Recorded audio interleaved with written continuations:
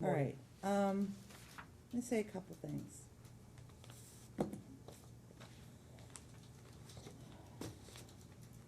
The court notes for the record that an appeal has been filed. Therefore, since you have filed an appeal pursuant to NRCP 62.1, this court can't do anything today. Taking it out of my hands, Ms. Singer. I do want to say a couple of things though, because I did, as you can see, I have sticky notes. I did go back and read everything, including the transcripts that you provided from the guardianship proceeding. And so I'm just going to say a couple things for the record. I'm not going to make any decisions today because the court can't under NRCP 62.1. NRCP 62.1 provides in pertinent part, actually did this one yesterday, so give me 1 second.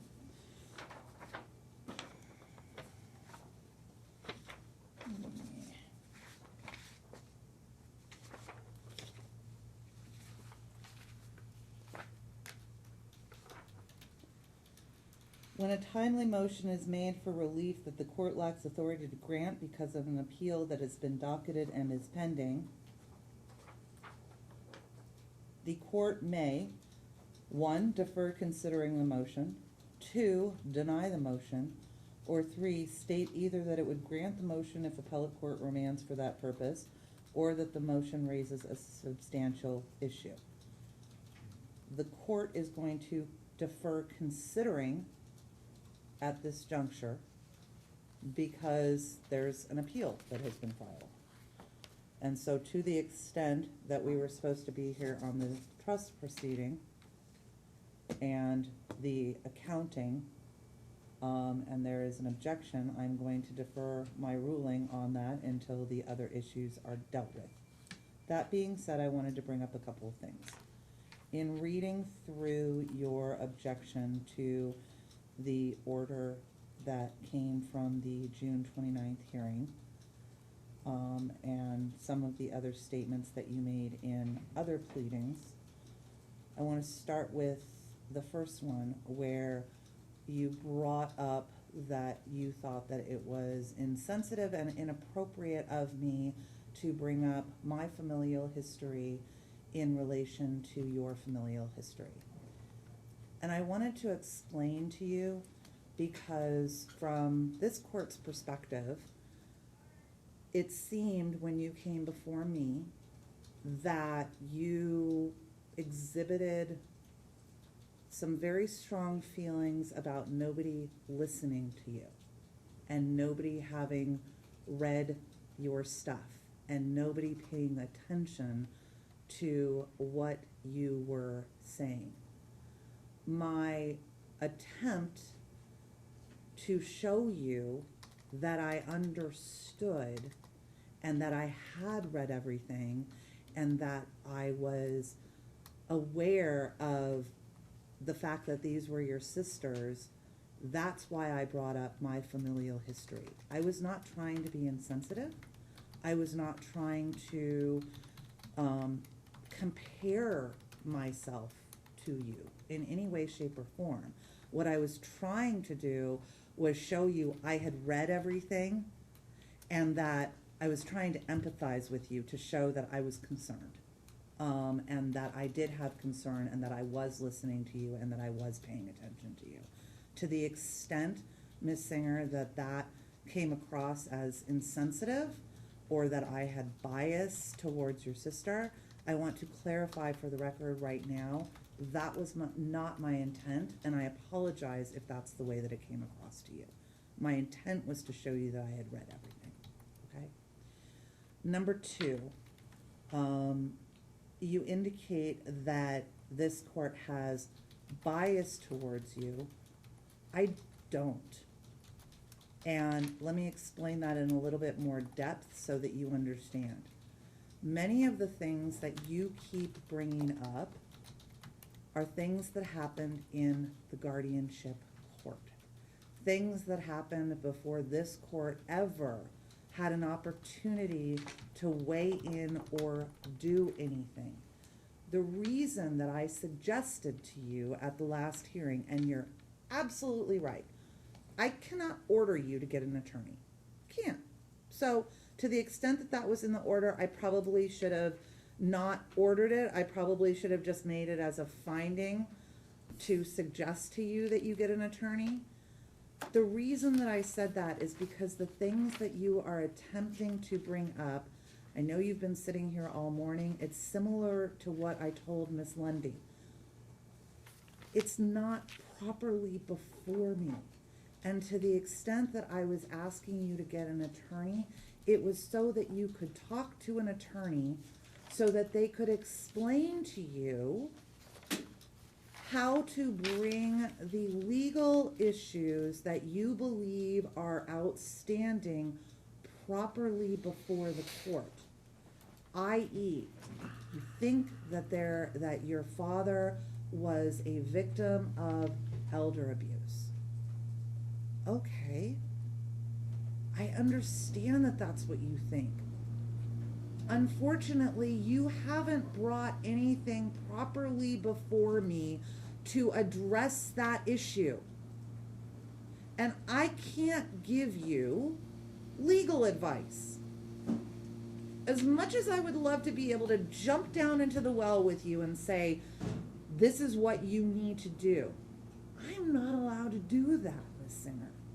And so my suggestion to you of getting an attorney was so that you could talk to somebody and they could explain to you what you can and what you can't legally do, and the statute of limitations, and what needs to be shown, and all of the legal issues and how to properly bring them before this court if you even can. So that was my intention on telling you to get an attorney.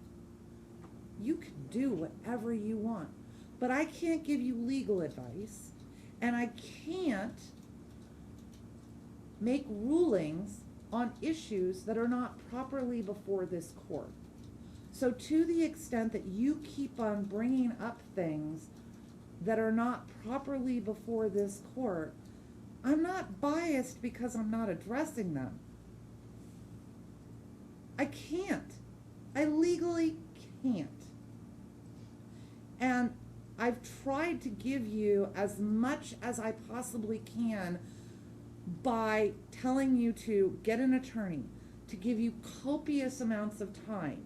If anything, that shows that I'm not biased towards you. Otherwise, I would have made decisions on your case a long time ago because things were not properly before me and I could have simply denied them.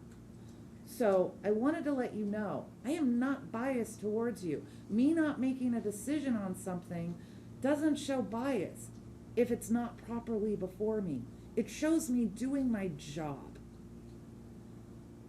The only legal thing that I'm going to bring to your attention today is one of the things that you said in your papers was that it was not a pour over will. I wanted to read to you the will of Stephen Singer, dated, not the 2007 one, the one that was dated 2011, January 15th, 2011, which was properly signed and notarized. And in 2.2 of that will, it says, I give all of my estate, real, personal, and mixed, wherever situated, including all lapsed and failed legacies and devisees, and further including all of my domesticated animals, jewelry, clothing, and other tangible articles of a personal nature, antiques, collectibles, artwork, household furniture, furnishings, and appliances, and any motor vehicles which I may own at my death, together with any insurance thereon, and subject to any liabilities secured thereby, to the trustee of the Stephen J. Singer Living Trust. That makes it a pour over will. So to the extent that you said it wasn't a pour over will, that provision is what makes it a pour over will. Okay? So I wanted to explain to you that. So I just wanted to say those three things on the record.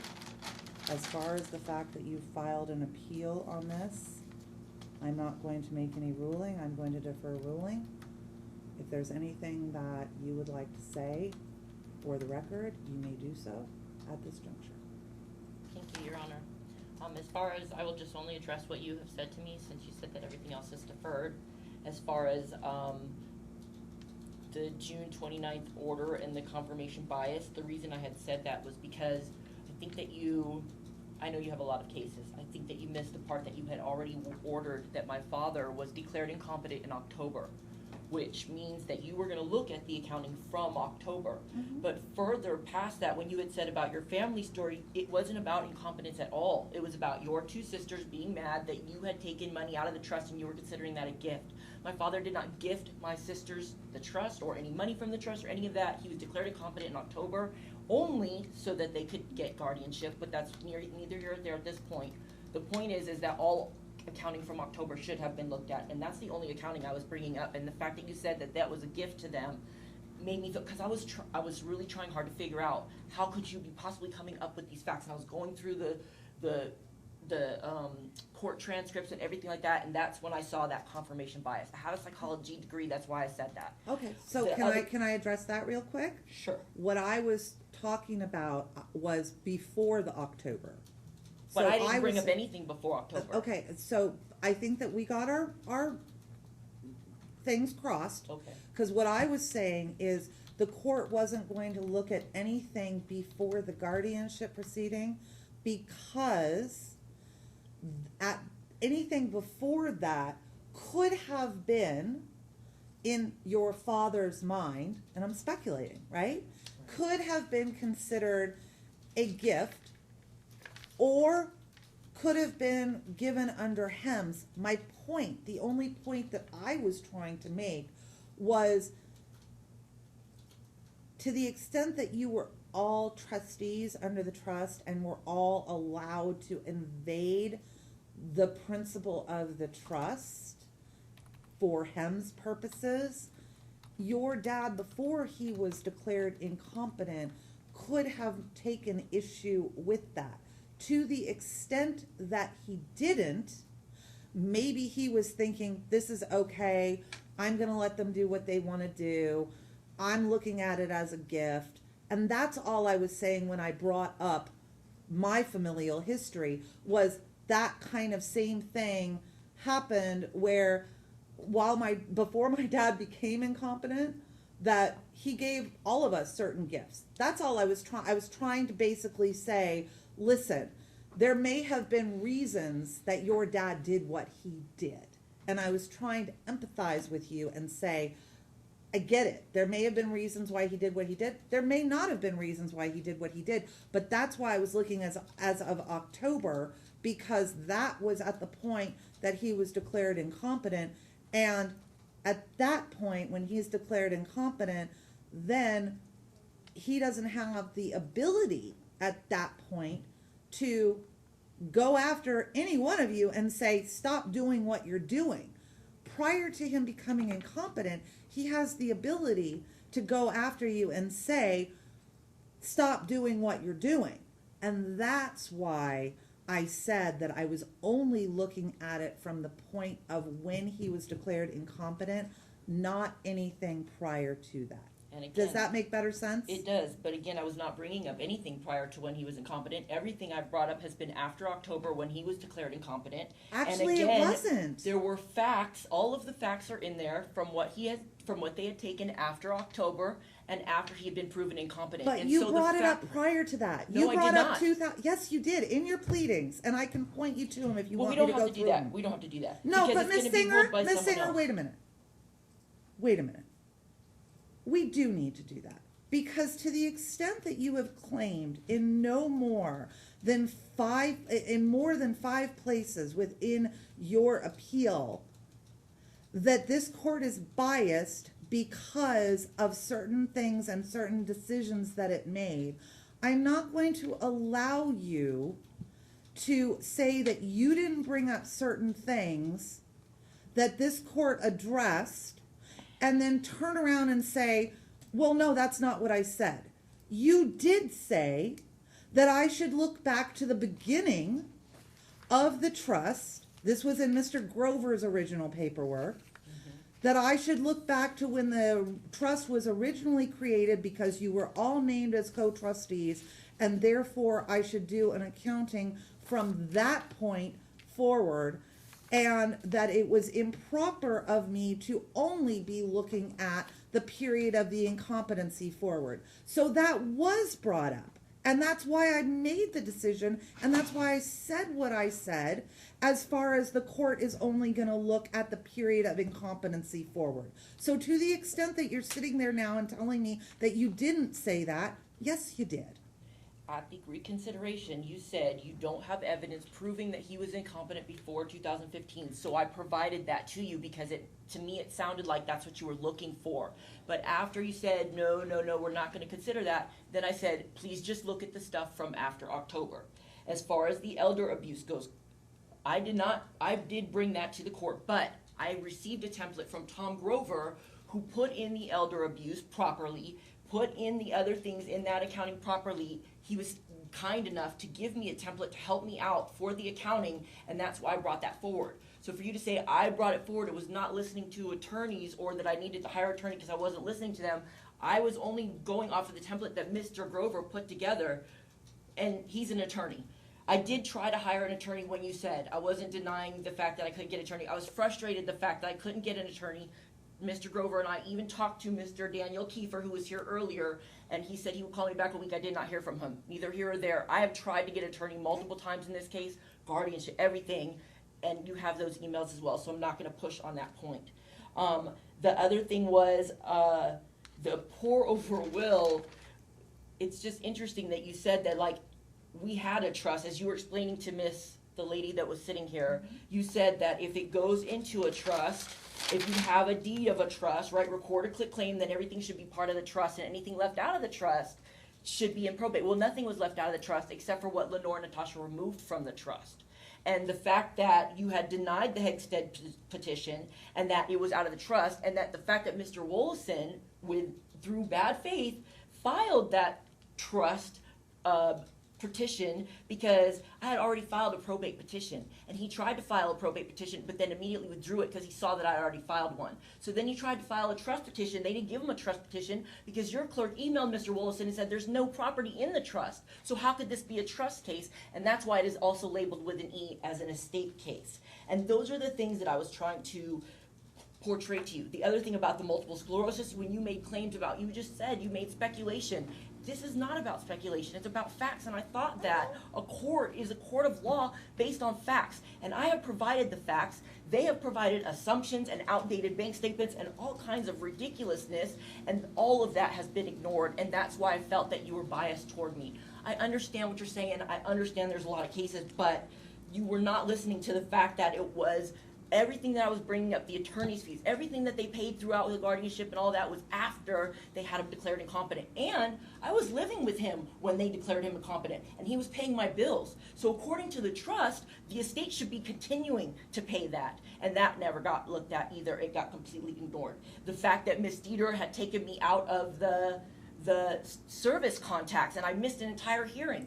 Everything else, the cases were coordinated. Ms. Dieter doesn't have the capability of doing that. But she no, does. She doesn't. She does. Anybody who adds you to it is able to take you out. No, they're not. Go Your talk Honor, to the clerk's office. I already know how this works because I have an account with Tyler Host, and I know that if you add somebody to Tyler Host as a service contact, which any attorney can tell you, they have the power to take you out. So whoever it was that took me out is irrelevant. The fact is, when I emailed Ms. Dieter to put me back in, she only put me back in on her case, not on my case. So I missed the hearing where you said, hey, Ms. Singer needs more time. Ms. Dieter, create a stip in order to give Ms. Singer more time. And what did she do? She created a stip in order to give Mr. Wollaston more time, who is a complete conflict of interest in this case, which is another thing that you refuse to review.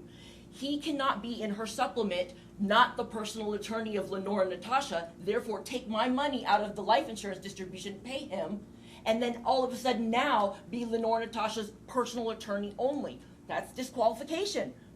The law says that. And you completely ignored that, and that's another reason why I felt that you were biased. He's not involved in this case. Then why is he charging $100,000 in fees? Stop talking over the judge. I'm sorry, but Ms. Singer, everything that you are bringing up, and I've told you this on numerous occasions, 75% of what you filed on this on this objection to the order happened in the guardianship case. After he was declared incompetent. 75% happened in the guardianship 100% case. after It he is was declared not- incompetent. It is not properly before me. Your Honor, the guardianship judge even said that if we had a problem with the trust, that we would have to bring it up in a separate trust case, which is what But we have what here. you're doing is you're trying to conflate the two. You haven't filed, i.e., and I'm going to give you this one little piece. If you wanted to file an elder abuse complaint against your sisters, you needed to file an elder abuse complaint against them. You don't get to come into the trust thing and say, there's elder abuse. You don't get to do that. It's not properly before me. Okay, well, You have to but- file a complaint. Yeah. You have to file claims. Then why did Mr. Grover put it in the accounting? I don't know. Mr. Grover, why did you put it in the accounting? This is so long ago, I don't have this fresh off the top of my head. I don't know which pleading we're referring to, and I don't have an immediate answer. That's I'm just here, I was here just for our fees. The other thing is about Mr. Grover's fees, I'm not denying those. I didn't want to make it look like I was denying. I know he filed a limited objection, and I don't object to his fees at all. So I just wanted to clarify that. Mr. Grover, I apologize if I put something in that looked like I was objecting to your fees. I'm definitely not. I think that Mr. Grover earned all of his fees, and I want to make sure that he gets those. Whether that gets approved to be paid by Ms. Dieter's clients, whether that gets approved to be paid through the trust, or whether I pay that out of my distribution first, I definitely want to acknowledge, at least on the record, that I definitely approve of Mr. Grover's fees, and I'm not denying those at all. I just wanted to clarify that. I appreciate that, Karina. All right. As it stands right now, I have all of the paperwork that you have provided with the accounting. I wanted to ask Ms. Dieter, because I did go back and look at everything that you filed. Ms. Dieter, have you looked at the accounting that was provided by Ms. Singer? Could you clarify which accounting? Because there's the previous one, but I believe there was another one filed Well, the this one month. pager that she filed was not helpful to me. I'm talking about the one that was filed on February, well, I can't, 10th of 2022.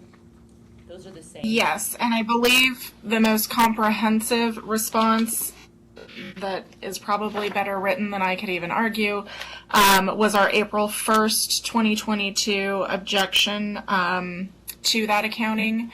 Details the consistencies and inconsistencies between Ms. Singer's accounting as well as our accounting. And I think spells out those arguments very well.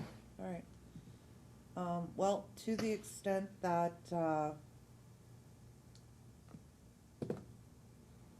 you filed. If I can briefly, Your Honor, Sure. just as to Ms. Singer's factual allegations, I don't think today is the place to go into those, but just certainly my office did not remove her or control her ability to access e-filing. My best guess was that was the same time that Ms. Drabaheiser withdrew, and that possibly something happened there, but I have no knowledge of that either.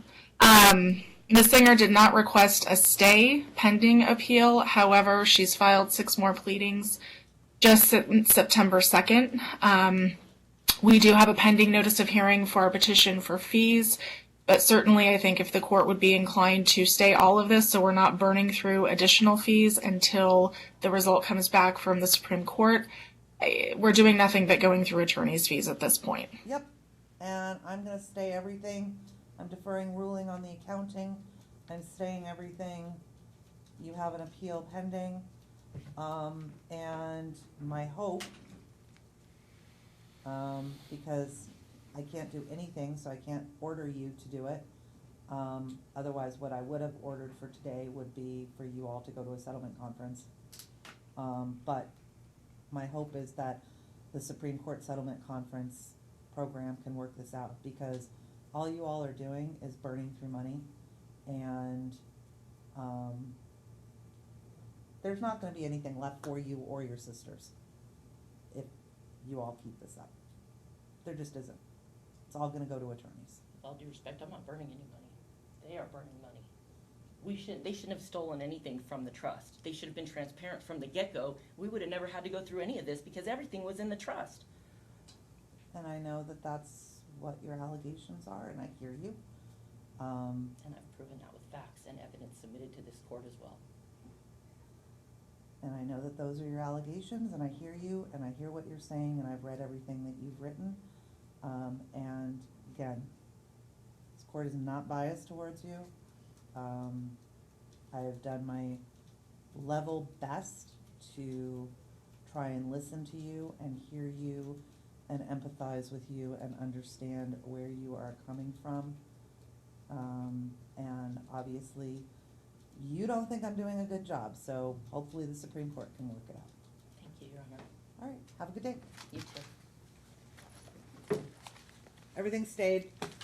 If you could do a one-page order that essentially says that everything stayed pending the Supreme Court, please submit it to Ms. Singer for approval as to form and content.